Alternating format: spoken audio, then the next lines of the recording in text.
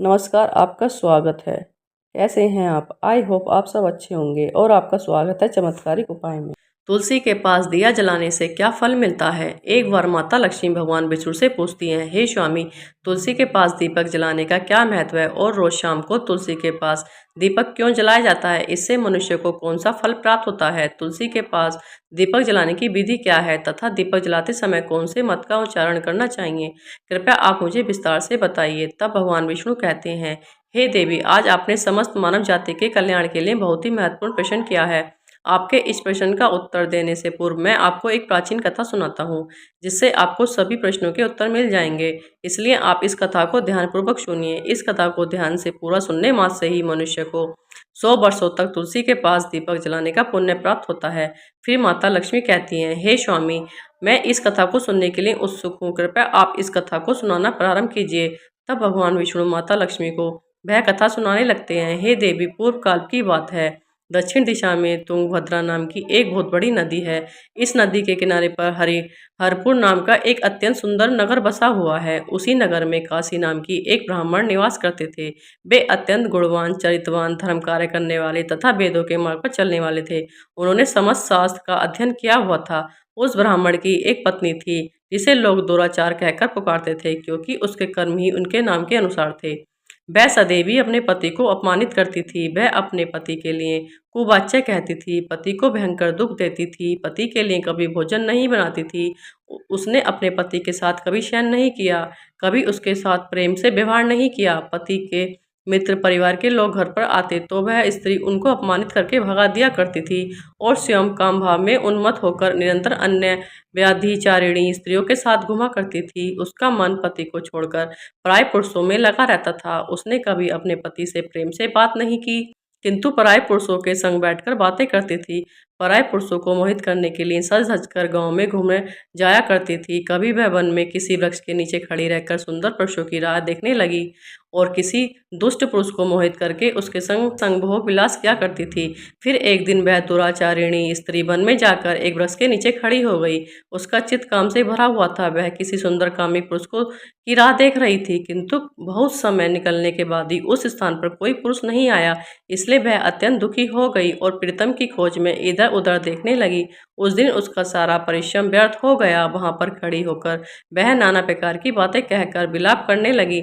हाय हाय, आज तो इस मार्ग से कोई भी सुंदर पुरुष नहीं आया।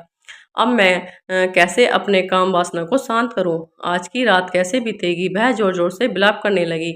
उस जंगल में एक भयानक बाघ निवास करता था। उस पापिनी स्त्री की आवाज़ सुनकर वह जाग गया और उछलकर उस स्त्री का भक्षण करने के लिए उसके पास आ गया। उस भयंकर बाघ को देखकर उस स्त्री के पसीने छूटने लगे। वह भय से थर थर कांपने लगी। वह स्त्री कुछ करती इतने में ही इस बाघ ने अपने पंजे में उसे घायल कर दिया और वह स्त्री जमीन पर गिर पड़ी। जमीन पर गिरते ही वह स्त्री चिल्लाती हुई बोली, अरे बाघ, तू किस लिए यहाँ पर आया है?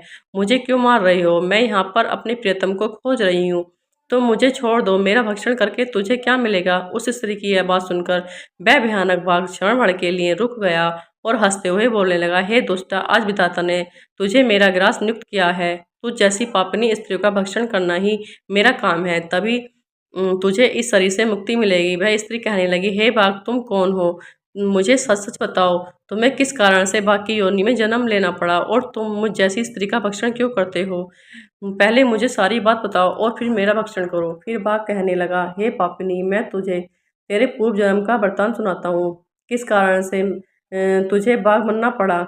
पूर्व काल में दक्षिण दिशा में एक नदी थी। उस नदी के तट पर एक नगरी बसी थी।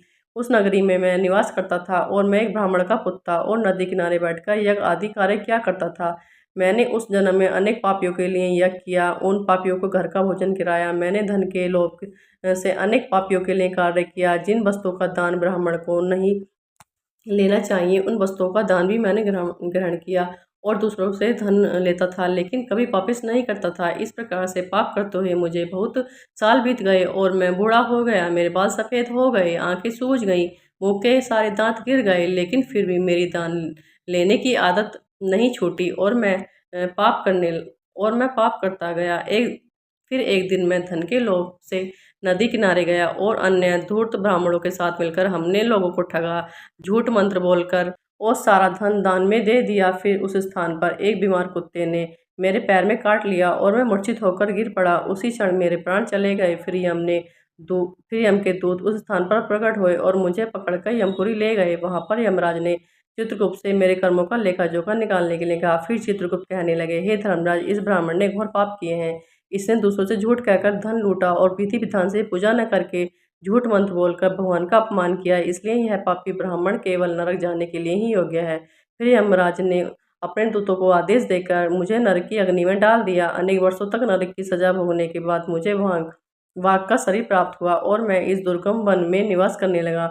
मैं अपने पूर्व जन्म के पापों को याद करके कभी महात्मा, साधु, पुरुष, सती स्त्रियों का भक्षण नहीं करता हूँ। मैं केवल पापी, दुराचारी तथा उल्टा स्त्रियों का ही भक्षण करता हूँ ताकि मुझे पाप से मुक्ति मिल सके।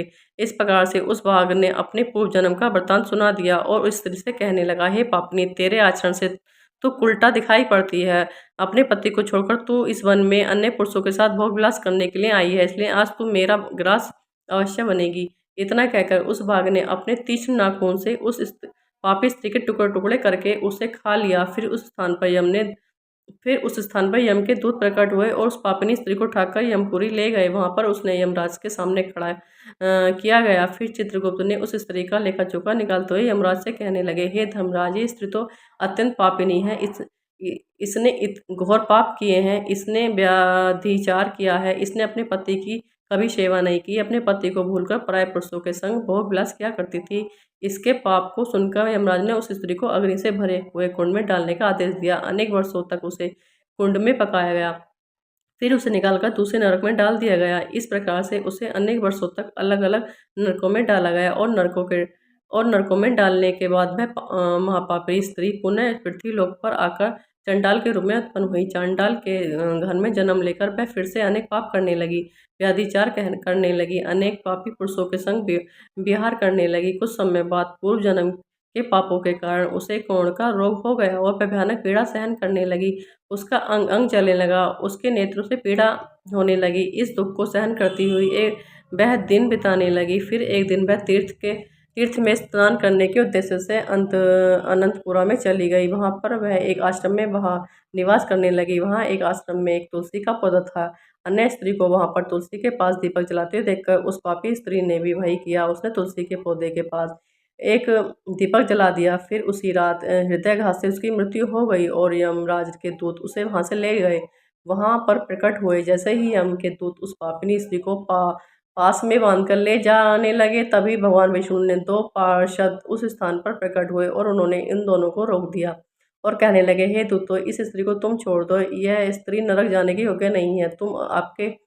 तुम किसके आदेश से ऐसा अधर्म कर रहे हो? फिर यम के दूत कहने लगे, हे पार्षदों, यह यमराज के आदेश से इस पापी स्त्री को उठाकर ले जा रहे हैं, किंतु आप हमें किस कारण से रोक रहे हैं? यह स्त्री अत्यंत पापी है, इसे नरक में ले जाने की आज्ञा मिली है। फिर पार्षद कहने लगे, हे दूतों, यह स्त्री तो विष्णु भक्त है, यह नरक जाने योग्य नहीं है। इसने शाम को तुलसी के पास दीपक जलाया है, इसी कारण इसके समस्त पाप नष्ट हो गए हैं। इसलिए अब यह नरक जाने के योग्य नहीं है, यह स्वर्ग जाने की अधिकारी बन चुकी है। पार्षदों की बात सुनकर यमदूत ने उस स्त्री को उस स्थान पर छोड़ दिया और यमलोक लौट गए। वहां जाकर उन्होंने यमराज को सारा वृतांत सुना दिया। फिर भगवान विष्णु के पार्षद उस स्त्री को दिव्य विमान में बिठाकर स्वर्गलोक ले गए। भगवान विष्णु कहते हैं, हे देवी, इस प्रकार से तुलसी के पास केवल दीपक जलाने मात्र से ही मनुष्य के सभी पाप नष्ट हो जाते हैं। जो स्त्री नित्य शाम को तुलसी के पास दीपक जलाती है वह सौभाग्यशाली बनती है। उसके पूर्व जन्मों में सभी पाप नष्ट हो जाते हैं।